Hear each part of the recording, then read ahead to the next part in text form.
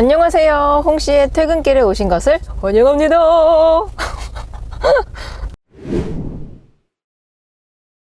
저는 2세대 렉스턴, 그 중에서도 두 번째로 페이스 리프트가 된 렉스턴 U 아레나 중에서도 이번에 새롭게 출시된 리무진 모델이라고 할 수 있는 서밋 모델을 타고 있습니다. 이 렉스턴 서밋은 노블레스 기반으로 만든 차량이라고 하는데요. 서밋은 기본적으로 이 4WD가 들어갑니다. 가격 차이가 약 1,400만 원 정도가 나기는 하거든요. 근데 이게 의전용으로도 사용할 수 있을 만큼 이 VIP 시트라든지 기타 등등 여러 가지 옵션과 디자인이 적용이 되어 있습니다. 렉스턴이 뉴 아레나로 2차 페이스 리프트가 되면서 뭐 약간의 이런 부싱 조정들이 있었나 봐요. 그래서 기존보다 승차감이 조금 더 편안하고 좋게 긍정적으로 느껴졌습니다. 근데 그 베이스 기반으로 서밋은 더 부드러워요. 더 부드럽습니다. 제가 오늘 이 차를 인수받고 딱 타자마자 아니 렉스턴이 이렇게 승차감이 좋은 차가 아니었던 것 같은데 승차감이 좋았었나? 라고 생각이 들 정도로 정말 편안합니다. 정말 편안해요. 지금 이렇게 방지턱을 넘을 때에도 너무 편하네요. 약간 좀 오바를 하자면은 되게 편안한 승차감을 가지고 있는 준대형 세단, 그 정도의 승차감을 가지고 있습니다. 그래서 저렇게 방지턱과 같은 둔턱을 넘었을 때에도 넘고 나서의 느낌이 상당히 좋아요. 불필요하게 탑승자에게 막 덜컹거림 같은 충격을 가져다 주지 않아서 개인적으로 저는 만족감이 좋습니다. 근데 지금처럼 이렇게 노면이 좀 안 좋은 도로들 있잖아요. 뭐 약간 홈이 파여 있고 깨져 있고 그런 도로들에서는 비교적 그런 노면을 많이 읽어주고 있긴 합니다. 이 렉스턴 서밋은 정확히 말하자면 그거예요. 보통 이제 의전용으로 사용하는 차들은 리무진이라는 단어를 많이 사용하죠. 근데 이제 리무진이긴 한데 오프로드도 갈 수 있는 SUV 리무진이라고 생각을 하시면 됩니다. 그래서 이제 기본으로 출고되는 타이어가 온로드와 오프로드를 둘 다 갈 수 있는 겸용 AT 타이어가 적용이 되어 있어요. 그래서 이거 바깥에서 보면은 일명 깍두기 타이어라고 하죠. 오프로드 타이어는 깍두기처럼 트레드 모양이 들어가 있는데 이 차도 마찬가지예요. 깍두기처럼 들어가 있습니다. 다만 이게 온로드 겸용 타이어이기 때문에 이 뭐라 그럴까, 이 깍두기가 좀 자잘자잘하게 들어가 있고 트레드 깊이도 일반적인 오프로드 타이어보다는 조금 좁게 들어가 있어요.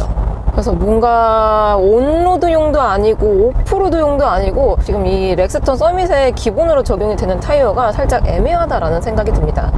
차라리 일반적인 온로드 타이어가 장착이 되어 있었으면은 서밋은 이 서밋 전용 서스펜션과 댐퍼를 사용하기 때문에 하체 감각 자체가 정말 부드럽거든요.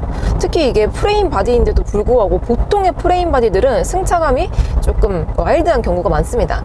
그거는 프레임 바디라서 그런 게 아니고 프레임 바디에는 보통 서스펜션을 조금 하드하게 세팅을 하기 때문인데요. 근데 이 차량은 서밋은 그렇지가 않아요.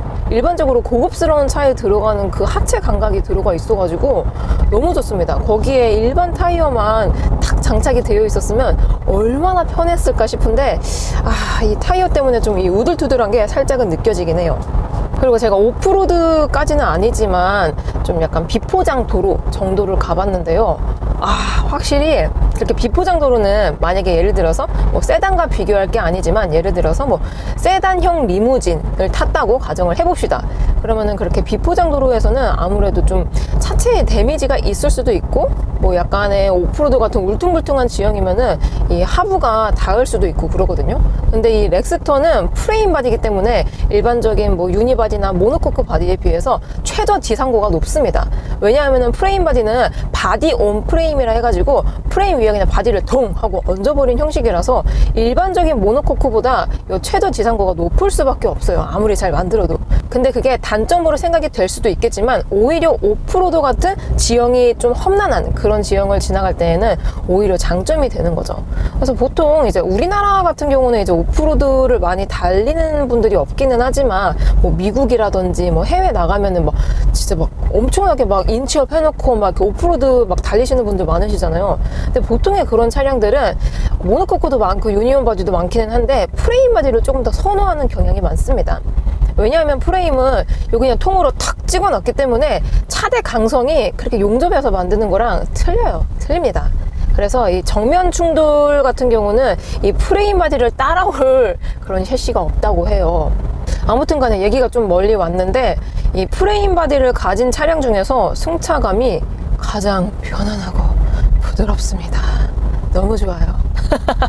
사실 이런 차들은 뒷자리에 앉아서 가야 되는데 저는 맨날 이렇게 핸들을 잡고 있네요. 아무튼 간에 이 전용 서스펜션이 들어가 있어서 승차감이 굉장히 좋습니다. 그리고 파워 부스트라 해가지고 이 서밋에만 들어가는 기능이 또 있는데요. 뭐 기능이라고 할 건 없고 보통 이제 차를 만들 때 파워트레인을 바꾸면 돈이 굉장히 많이 들어가거든요. 기존에 갖고 있었던 파워트레인의 엔진을 매핑을 살짝 바꾸고 변속기는 로직을 살짝 바꿔가지고 차의 성향을 살짝씩 바꾸게 할 수 있습니다. 가령 이거예요. 현대기아 기준으로 봤을 때 같은 파워트레인을 가지고 있지만 성향이 살짝 다른 것들이 있잖아요. 뭐 예를 들어서 뭐 소나타, K5 분명 똑같은 차인데 약간의 가속감이라든지 약간의 이런 것들이 조금 다르거든요. 그게 바로 매핑이라든지 로직 변속을 통해서 살짝의 손을 댔기 때문입니다. 마찬가지로 이 렉스턴 서밋도 렉스턴이 가지고 있는 파워트레인을 그대로 가지고 있지만 약간의 변경을 통해 가지고 이 가속감이 살짝 달라요. 그래서 보통 디젤 엔진은 이 저 RPM에서 최대 토크를 뿜어내는 타입이기 때문에 뭐 원래 경쾌했습니다. 과거부터 경쾌했어요. 근데 서밋은 아주 그냥 오버하자면은 엑셀 페달을 뭐 밟으려고 하는 순간 차가 튀어나간다니까요. 이건 좀 너무 오버했고, 아무튼 이 엑셀 응답성이 기본형에 비해서 확실하게 빠르다라고 느껴집니다. 특히 이렇게 한국의 도로와 정말 잘 맞는 성향을 가지고 있다고 생각이 들어요. 그 외에 액티브 사운드 시스템이 들어가 있습니다. 이 좌측에 버튼을 누르면은 V8 8기통 배기음이 스피커로 뿜어져 나오거든요. 여태까지는 끄고 다녔고 이거 한번 켜볼게요. 갑자기 시끄럽죠? 이거 제가 액티브 사운드 시스템 켜서 그래요. 이게 가만히 들으면은 뭐라 그럴까, 좀 밖에서 나는 음색 같기도 하거든요. 저는 이게 실내에서만 스피커로 송출이 되는 줄 알았는데 아니 웬걸 밖에서도 소리가 나는 거예요. 이 액티브 배기 시스템을 켜놓고 다니시면 밖에서도 사운드가 들립니다. 그래서 안 켜고 다녔을 때보다 뭐지? 뭔가 약간 고마력 차량, 약간 비싼 차량이 지나가는 그런 소리가 들리는데 그 소리가 어렴풋이 들려요. 어렴풋이. 저는 8기통 차량들도 간간히 타봤잖아요. 근데 진짜 V8 엔진이 들어가 있는 차량과 비교했을 때 사운드도 약하고 감성도 좀 많이 달라요. 좀 많이 다릅니다. 이게 확실히 뭔가 녹음해가지고 들려주는 듯한 느낌이 들어요. 이 엔진룸을 뚫고 이 차체에서 뿜어져 나오는 그런 사운드가 아니라서 살짝 아쉽습니다. 그리고 이게 스피커이기 때문에 음량을 조절을 할 수 있으면 좋지 않을까 싶어요. 이 사운드가 좀 너무 미미하게 소심하게 그르렁 해주고 있습니다. 뭔가 우르렁 쾅쾅 해줘도 될 법한데 또 이게 의전용으로 쓰이기 때문에 사운드를 좀 너무 소심하게 세팅을 해놓은 것 같긴 합니다.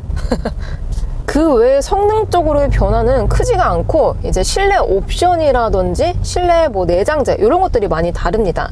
제가 이 차량은 이 뒷자리에 타야 된다라고 말씀을 드렸는데 이 서밋 뒷자리에 타니까 저는 살짝 그 카니발 하이리무진 있잖아요. 그 느낌이 났습니다. 이 하이리무진 특히 이제 7인승을 타게 될 경우 2열 시트가 조금 더 두꺼운 게 들어가면서 기능도 뭐가 많이 달리거든요.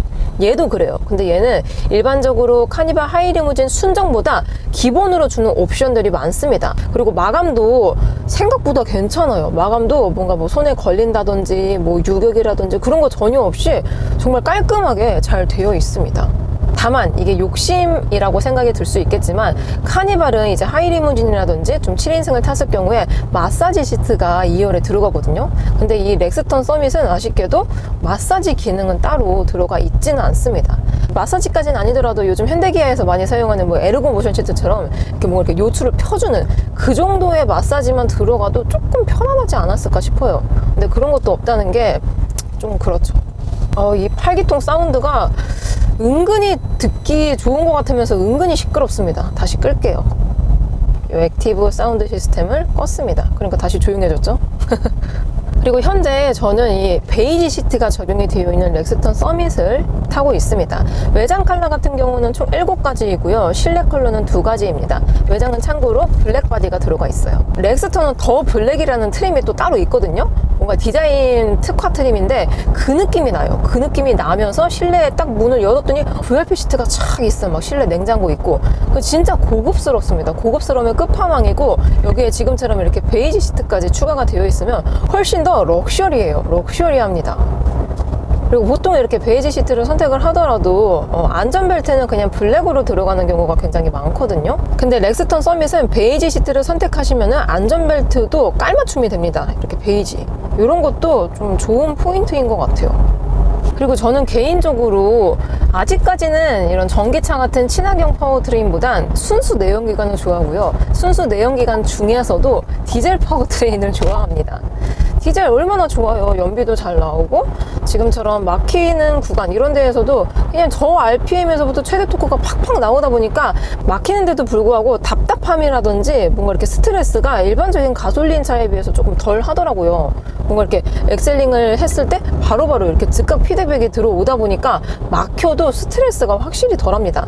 그래서 저는 아직까지는 디젤 파워트레인을 좀 긍정적으로 생각하는 사람인데요. 다만 현재 시점 기준으로 봤을 때 디젤 파워트레인 기피 현상도 점점 심화되고 있는 중이고, 또 이제 모든 이제 글로벌한 자동차 기업이라든지 자동차 제조사들이 점점 이제 친환경 파워트레인으로 방향성을 돌리고 있는 중이잖아요.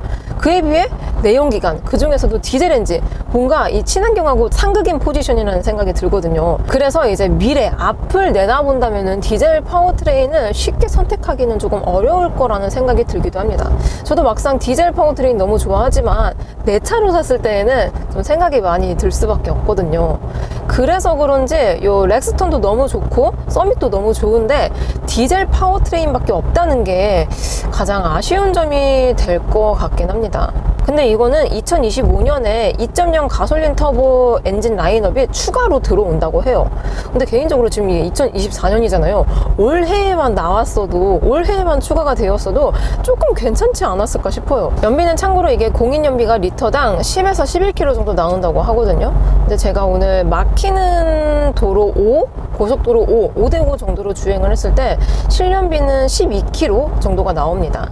디젤 치고는 연비가 그렇게 많이 나오지가 않아요. 그 이유 중에 하나가 프레임 바디이기 때문입니다.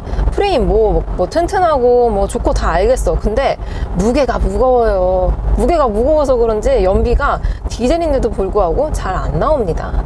그리고 제가 본편에서 이 렉스턴 서밋 2열 다 좋은데 일반적인 리무진과 비교했을 때 뒷자리 공간이 좀 타협이 필요하다라고 말씀을 드렸는데요. 왜 그렇게 말했냐면은 일반적인 VIP 시트가 들어간 차량이라든지 아니면은 뭐 비즈니스 클래스, 뭐 퍼스트 클래스처럼 누워서 가려면은 요 시트 공간이 살짝은 부족하다라고 느껴지더라고요. 아무래도 일반 렉스턴 기반으로 시트만 추가를 해서 만든 차량이기 때문에 이 휠베이스라든지 이 실내 공간 자체가 변형이 없다 보니까 어쩔 수 없는 것 같긴 합니다. 그리고 이게 뭐 트렁크를 공간을 조금 줄이고 시트를 뒤로 빼면 되지 않냐라고 생각이 들 수도 있는데요. 프레임 바디 같은 경우는 이 휠베이스를 따로 조절을 하기가 굉장히 힘듭니다. 그냥 통으로 찍어내는 거라서 휠베이스를 뭐 늘리고 줄이고를 하기가 거의 안 돼요. 안 된다고 생각하시면 됩니다. 그래서 다시 프레임을 제작을 해야 되고, 그렇게 되면 또 이제 개발비가 많이 들어가겠죠. 그렇다고 이 렉스턴만이 가지고 있는 프레임 바디를 또 포기하기는 뭔가 색채감이 또 없어질 것 같기도 하고, 그래서 이 2열 공간이 협소하다라고 생각이 들 수도 있지만 또 앞자리와 타협을 하면은 또 충분하게 편안하게 갈 수가 있더라고요. 아무튼 여러분들은 퇴근 중이신가요? 오늘 하루도 정말 수고 많으셨고 항상 제 영상 봐주셔서 너무너무너무 감사드립니다. 저는 그럼 다음 리뷰 때 뵙도록 할게요. 그럼 안녕. 안녕.